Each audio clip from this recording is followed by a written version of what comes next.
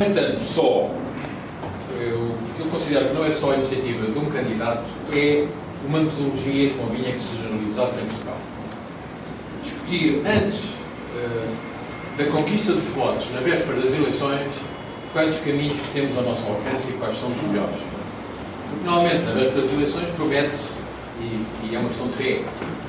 Discutindo com calma, acho que vamos mais ao fundo das questões. E, portanto, é uma metodologia que devíamos adotar, em geral, em toda a nossa vida, como se faz nas empresas. Ninguém se lança num projeto de investimento sem ponderar muito bem de onde é que podem vir as receitas e que tipo de despesas é que vai ter e que meios de produção é que precisa. E nós, na vida pública e na vida política, tendemos a racionar em termos de intenções, não em termos de projeto concreto, mas em termos de intenções. E confunde-se muitas vezes as consequências com as causas. Discutindo a situação atual, a melhor referência que nós temos é a crise que estamos a viver. É impossível não falar da economia portuguesa sem falar de uma crise que se está a viver. Quem quiser escamotear isso não vai muito longe. Uma crise que começa a criar um cansaço, porque já é a terceira vez que Portugal tem que recorrer à ajuda internacional. E já devia ter chegado para nós termos refletido as outras vezes porque é que temos que pedir auxílio. Quem pede auxílio fica diminuído. Vai ter que pagar alguma coisa. Isso é a melhor maneira de perdermos a autonomia e perdermos a autoridade sobre nós próprios, é começar a estar endividados. Aconteceu. Mas outras vezes, os programas com o Fundo Monetário previam que nós tínhamos que meter a casa em ordem em 4 anos. E conseguimos corrigir em 2. Excedemos as expectativas. E agora, implicitamente, nós estávamos convencidos que assinávamos um tratado de resgate e que em 2 anos tínhamos a casa em ordem outra vez. E começamos a dizer como é que é possível termos estes sacrifícios todos e continuarmos com a dívida a crescer. Isto provoca um grande cansaço e um grande desânimo nas pessoas.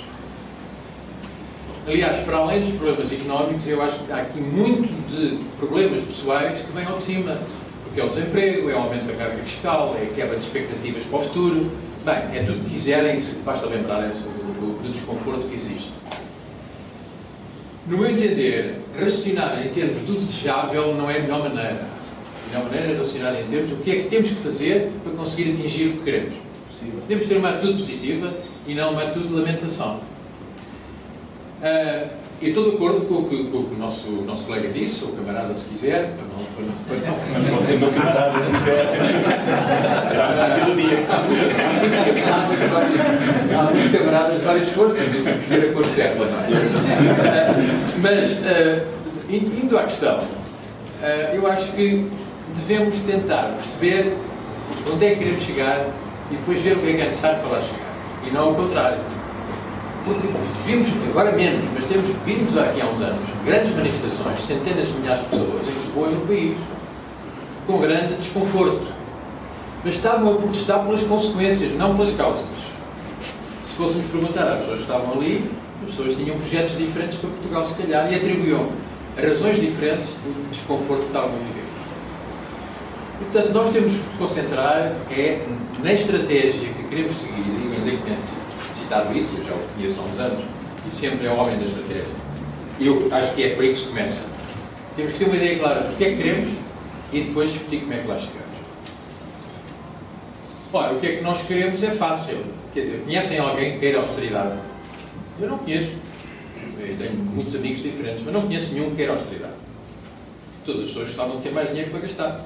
Ou ter uma vida mais fácil, ou ter horários menores. O problema é saber se isso é realista. Quer dizer, eles arranjam um emprego que com 3 dias por semana lhe pague salários altos e férias longas. Não vai ser fácil. Portanto, é melhor fixarem um projeto de vida que seja realizável.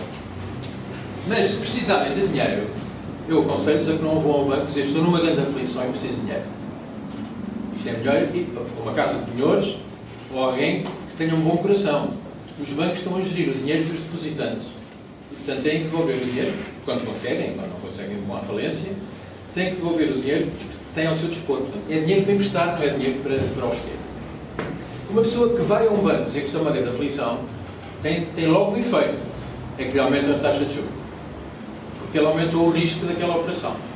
E quando nós, estou de acordo com o quando nós vamos começar a discutir a renegociação da dívida, estamos a dizer que somos um país de risco e, portanto, é justo que paguemos taxas de juros mais altas. Aliás, a renegociação da dívida foi o que se fez nos últimos 3 anos, porque o prazo da dívida aumentou e a taxa de juros baixou para menos de metade. Por razões de mercado, mas também porque Portugal tornou-se de algum modo credível que a dívida ia ser assumida e, portanto, podia pagar menos. Esse é o caminho se não conseguimos milagres. É convencer os credores que nós não temos um grande risco e que, portanto, temos as taxas perto do mínimo possível. E a taxa diferencial para a Alemanha baixou. Porque a Alemanha é o paradigma de não risco por agora. Vamos ver se eles não têm um problema pelo caminho. Portanto, como é que saímos disto? Como é que a gente vai assegurar mais empregos qualificados, e eu concordo, era desejável. Como é que vamos assegurar uma carga fiscal menos pesada? Como é que vamos, o que não foi referido, assegurar a sustentabilidade do sistema de segurança social? Porque as reformas no futuro não vão ser sistematicamente cortadas. Qual é o caminho? Eu não me ocorre mais, nesta sala poderá haver outras experiências, do que seja encorajar investimento produtivo. Porque nós dizemos, é preciso encorajar o investimento. Mas encorajar o investimento é vago. Investimento foi o que se fez em Portugal, algumas vezes dando prejuízo. Fazer equipamentos que não são necessários é assumir uma despesa sem nenhuma vantagem. Portanto, o que nós precisamos é de encorajar investimento que crie empregos duradouros e permita pagar salários altos. Se queremos um Estado, um país mais progressivo, vamos aumentar as importações necessariamente. E algumas vozes começam a dizer-se, à primeira melhoria de vida vamos ter mais importações. É claro que vamos, é normal. Vamos precisar de mais automóveis, de mais gasolina, se calhar mais férias no estrangeiro, vamos querer ter produtos de melhor qualidade, portanto, vamos aumentar as importações e queremos continuar a importar o trigo e os alimentos que precisamos, porque nem todos produzimos cá. Portanto, vê alguma maneira de nós importarmos menos no futuro se melhorarmos de vida? Não. Qual é o caminho? É exportar mais. Portanto, não há nenhum modelo que não diga que nós temos que nos concentrar nas exportações. Eu acho que relançar a despesa interna é antecipar o problema, porque vamos criar mais importações rapidamente. Na mesma conversa em que se diz que Portugal está frágil, porque a balança de pagamentos não resiste ao aumento da despesa, estamos a dizer que devemos aumentar a despesa para desenvolver o país. Isto não é verdade. Nós o que queremos é aumentar a despesa que vem das exportações. Nós estamos a exportar 40%. Foi um progresso, passámos de 20 e tal para 40%. Mas isto não chega, porque líquidas serão 5 ou 6%, porque cada exportação inclui importações. Portanto, nós temos que ir para níveis dos outros países pequenos da Europa, 60% a 80% de exportações. E isso é sustentável. Outros países o fizeram. A Irlanda exportava mão de obra, houve um ano que exportou 300 mil irlandeses para trabalhar no estrangeiro e depois importou ingleses para trabalhar na Irlanda. Conseguiu dar a volta. Não está fora das nossas possibilidades. É preciso termos uma ideia realista. Uma estratégia diz que devemos concentrar-nos e ter basicamente isso na cabeça. É como um tipo que quer ganhar o jogo, não está a pensar se vai ser campeão ou não vai. Quer ganhar o jogo naquela altura. E responder ao desafio no instante em que está a ter. E nós temos que nos concentrar no que é que podemos fazer para atrair investimento produtivo. Sabemos. O problema é que já sabemos desde 1978. Temos que ter uma burocracia amigável, reduzir o peso da burocracia que impede o investimento. Temos que ter uma justiça que funcione em tempo útil e que seja fiável. E não temos a certeza que isso esteja a acontecer. Temos que ter um sistema de ensino que encoraje a adquisição de competências reais e não de fantasias e de expectativas infundadas na cabeça das pessoas. Toda a gente quer um emprego num escritório, quando isso não é o que o país precisa e não responde à vocação do meu país. Temos que ter um conjunto de mudanças que permita que nos concentremos nessa capacidade de atrair investimentos estrangeiros.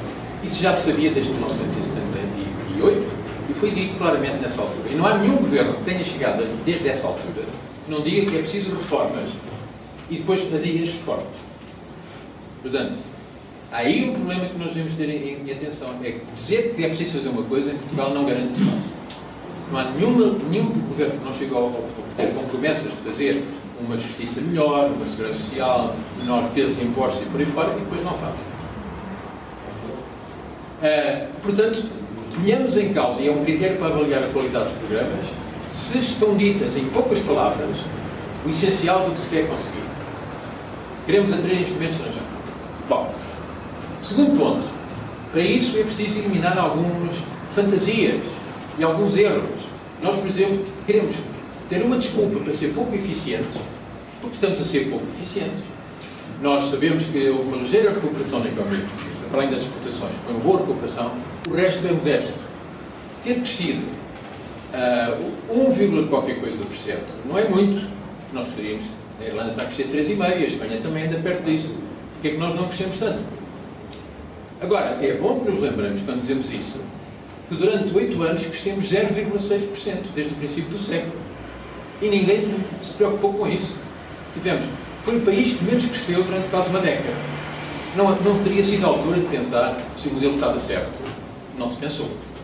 Portanto, não vamos cair no mesmo erro porque achamos que é mais fácil ou que cai melhor nos eleitores prometer coisas que, no fundo, vão atrasar a recuperação.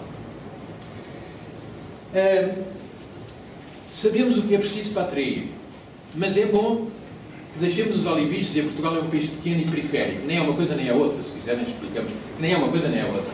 E os países pequenos foram aqueles que melhor cresceram na Ásia e na Europa, e temos aí exemplos na Europa e exemplos na Ásia, e nós não somos periféricos. Portanto, estamos entre as duas maiores regiões do mundo, a União Europeia e a América do Norte.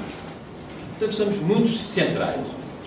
Portanto, deixemos essas... Também a ideia de que alguém nos vai resolver os problemas também é a dependência psicológica que nós temos. Uma grande parte dos portugueses pensa que alguém vai resolver os problemas deles. Para os jovens, ou são os pais ou são os avós. E os empresários é o Estado que vai resolver. Ou então é um programa da União Europeia que vai ajudar. Não, nós temos é que assumir os desafios como eles são. Podemos ser capazes de vencer ou não, mas temos que assumir. Ora, o que é que, quando nós olhamos para a realidade, podemos dizer com toda a clareza, é que a dependência da União Europeia fez com que nós não tivéssemos um projeto ambicioso. Ficamos à espera que a União Europeia nos dissesse o que é que tínhamos que fazer. E a dependência do Estado fez conservar empresas que não têm futuro. Tiveram subsídios, tiveram protecionismo e por aí fora. Nós precisamos de assumir os progressos. Tem havido ou progressos grandes na agricultura, como sabe. Estamos a exportar produtos de mais qualidade e maior quantidade. Ou progressos na estratégia, na indústria do vestuário, nas componentes, nos moldes. Temos tido nos últimos anos grandes progressos. A pergunta é, porquê é que não tivemos há 10 ou 20 anos? Porquê é que só agora é que nós estamos a conseguir esses progressos? Porque sentimos que era indispensável. Antes disso pensávamos que íamos ter uma vida fácil. Normalmente, herdeiros ricos têm menos capacidade de criar o seu próprio futuro. E nós temos perdido muito tempo a defender o passado e não a criar o futuro. O que é dramático é que já é a segunda vez na nossa vida que estamos a assistir a esse espetáculo. Conservar a Constituição de 1933, que dizia que de Minho ao Algarve era tudo igual, portanto não podia haver negociações com uma descolonização a sério, deu o que deu uma ruptura desastrada. Nós tivemos um desastre de uma descolonização, porque 600 mil portugueses tiveram que fugir da África, ao contrário do que aconteceu na África do Sul, que é um país onde havia apartheid e era mais difícil ter relações pacíficas, e deixamos guerras civis em 3 dos nossos territórios, que estávamos responsáveis por eles. Morreu muito mais gente depois da independência do que antes, porque não fomos capazes de fazer uma transição decente. E agora continuamos a dizer que há coisas que são evidentes que deviam fazer, mas que não se podem fazer. Não se podem fazer porquê?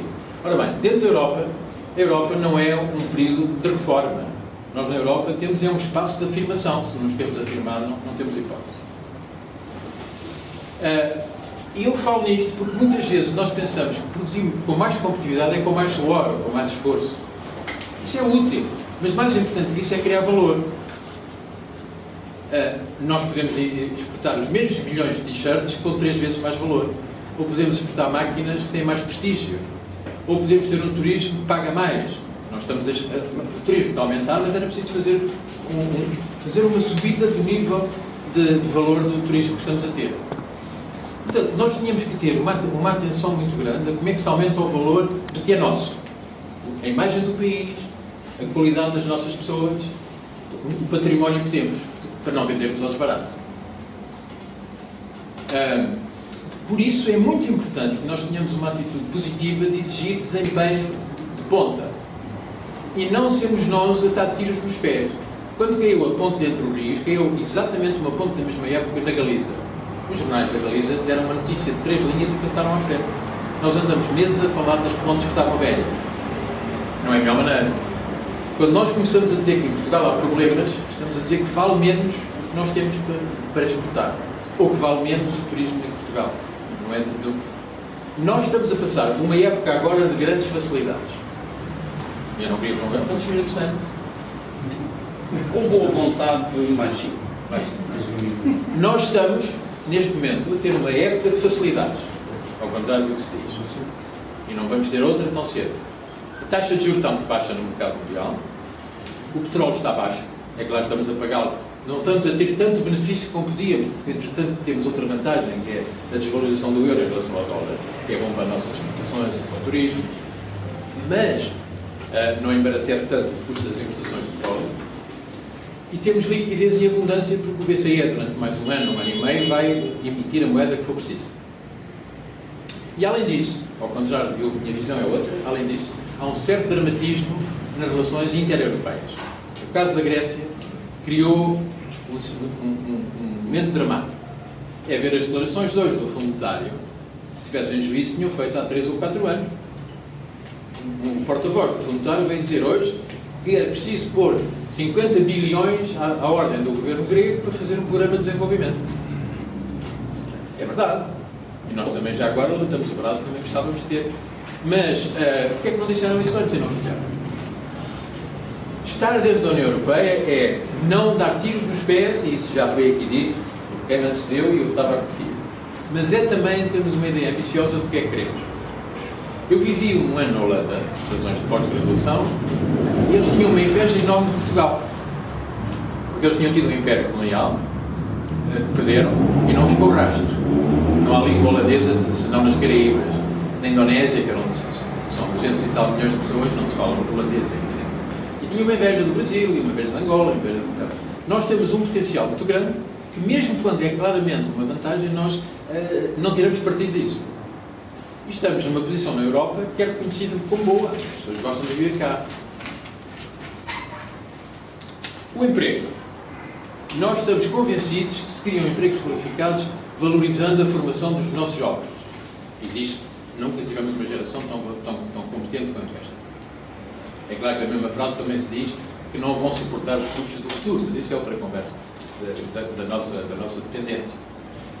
Mas estamos convencidos que ter profissionais qualificados cria empregos? Não. Se não houver condições para se criarem cá postos de trabalho, não cria nada. Os estudos da OCDE mostram que o que é determinante para haver emprego qualificado é a procura desses empregos e não a oferta. Porque a oferta existe sempre no mundo. Uma empresa que está num país pode mandar mão de obra qualificada de outro país, dos Estados Unidos, da Austrália, do Canadá. Agora, se não tiverem opção que justifique ter empregos cá, não serão cá. Agora, há uma evolução muito positiva neste momento, para além do turismo, que é a instalação em Portugal de centros de competências.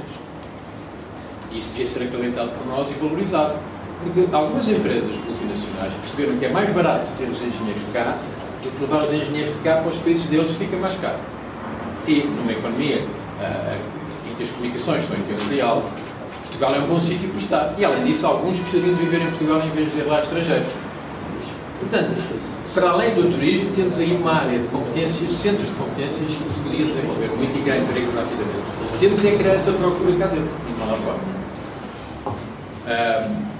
Eu acho que não deixo, embora estejamos a falar de programas de componente económica, não deixo de referir uma palavra só sobre a parte política.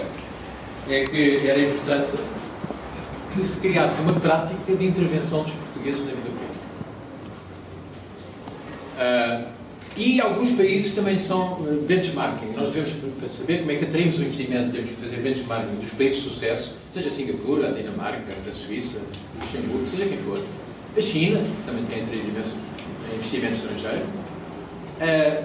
Também temos que fazer um benchmarking de quais são as boas práticas de relações políticas nos países. E um sistema de ensino com maior intervenção, como tem a Dinamarca, por exemplo. Aliás, toda a administração da Dinamarca é muito interventiva. Os clusters facilitam as ligações da universidade com as empresas, é outra. Temos que ver quais são as boas práticas que permitem que nós possamos ter essa qualidade e tirar partido daquilo que somos e do que está ao nosso alcance. E que dizia um amigo meu, que ele andava há uns anos no planeamento, como alguns sabem, dizer planear é dar lugar ao imprevisto. Mas dar lugar ao imprevisto não é evitar falar no futuro. É fazer os cenários bons e maus que temos ao nosso alcance e prevenirmos a tempo. As condições favoráveis que temos agora não vão durar muito. Era mais uma razão para não pensarmos como adquirido, que já temos este patamar e podemos começar a desmazelar-nos um bocado na exigência, mas aproveitar este período para corrigir alguns pontos mais difíceis. Eu, por exemplo, não percebo porque é que nós não estamos neste momento a ser mais ambiciosos. Se tivermos algum sucesso nessa medida, podemos exigir melhores condições dos mercados e da Europa. O outro problema que vamos ter é que esta situação na Grécia vai dar oportunidades de negociar um esquema melhor dentro da União Europeia. E não é por nós dizermos nós não somos capazes de dar-nos uma ajudinha. Não é isso. É, vocês viram que erraram ao ignorar este problema, não ignorem os outros e vamos fazer aqui em conjunto uma espécie de plano Marshall para a Europa. Permita criar novas iniciativas e novos programas. E nós temos uma boa situação e sabemos isso. Fomos o país que menos cresceu na Europa durante uma década. E, portanto, sabemos que as condições atuais têm que ser mudadas. Mas temos que mudar, antes de mais, as nossas para ser credibilidade naquilo que exigimos aos outros. Muito obrigado.